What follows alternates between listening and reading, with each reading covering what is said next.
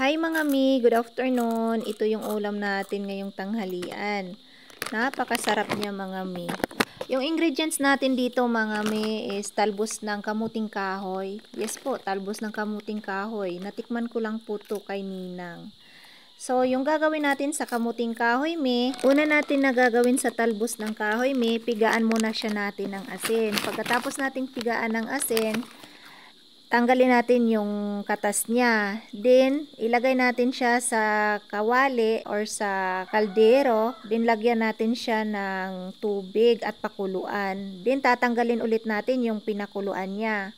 Pagkatapos, ilagay na natin siya sa ating lutuan at lagyan ng ating mga ingredients. Tulad ng ahos, bombay, sili, at pati na yung hipon. At ilagay na natin yung pangalawang piga ng gata. Saka natin timplahan ng asin at paminta or anything na gusto nyo ilagay. Hintayin lang natin may na makuluan yung pangalawang gata na nilagay natin bago natin ilagay yung ispisong gata na piniprepare natin. Then, ayun na may, pagkatapos makuluan, ready to serve na ang ating ulam. May masarap na tayong ulam. O, diba? Ang simple lang, diba, mi?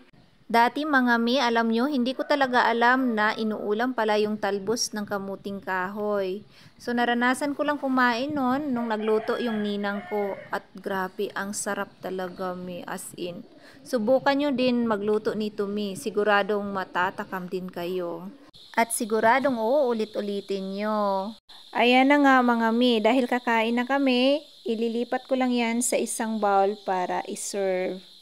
O, diba? Ano pang hinihintay niyo mga mi?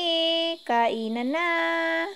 Bago ko pala makalimutan mga mi, sa mga hindi pa nakapag-subscribe sa ating channel, huwag niyo po kalimutang mag-subscribe at i-click ang notification bell para lagi kayong updated sa mga next video natin.